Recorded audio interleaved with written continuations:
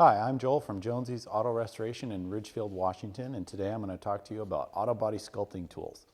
Now, I'm assuming that most of you are do-it-yourselfers at home, so I'm going to keep this as simple and as basic as possible. When you're trying to shape sheet metal, which I assume is considered auto body sculpting, use anything and everything that you've got around the house. Including just scrap pieces of angle iron that you can use to bend around things. You can set it on the table, you can push on it, you can do all kinds of stuff like that. I've seen countless people use just regular off the scrap steel items to form and shape sheet metal just by clamping it to the table and bending things around it and pounding on it with a hammer. So try to think simply when you're doing this stuff. Don't immediately assume that you have to go out and get the most expensive English wheel or shaping tools, slapping hammers to get some really good results. I've seen a lot of really nice fabrication methods with just basic stuff that you find laying around the shop.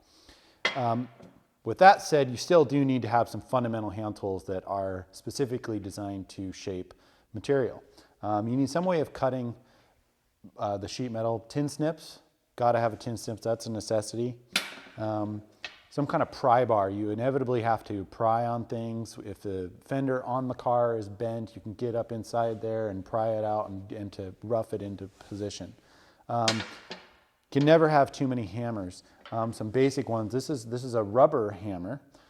So if you have a large dent that needs to be pounded out, you don't want to use a metal hammer necessarily, because then it will dimple and it will peen the material. Whereas a rubber handle or a rubber faced hammer will push the dent out more gently and not leave you creases in the material. If you do have those creases, then you would want to use some of my next tools I'm going to talk about.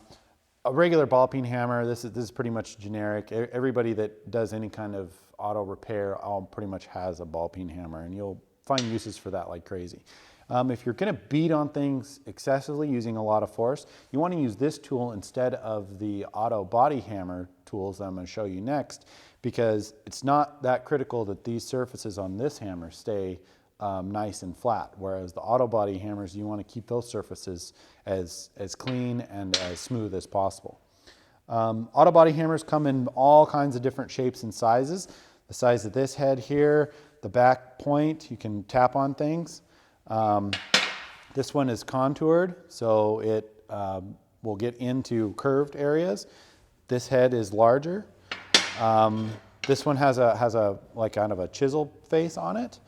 You can buy these very inexpensively from pretty much any kind of tool supply store. They usually comes in kits of 7 pieces or so on and so forth. I have an assortment of kind of the most common generic ones. And along with these hammers, you want to use dollies. Now, these dollies can be used to form metal around the different contours of the dolly itself by just pounding around it, or setting the dolly down and pushing the metal around the dolly to form it. They come in all different shapes and sizes, and you can never have enough of these dollies. So if you see them at garage sales, you should buy them, because no 2 dollies are exactly the same and you can never have enough of them. The final piece of advice I'm going to give you about auto body sculpting tools is practice. Use whatever you have, go to the junkyard, buy an old hood, an old fender that's got some dents, and then use whatever you've got around the garage to hammer those dents out and to shape and sculpt that material.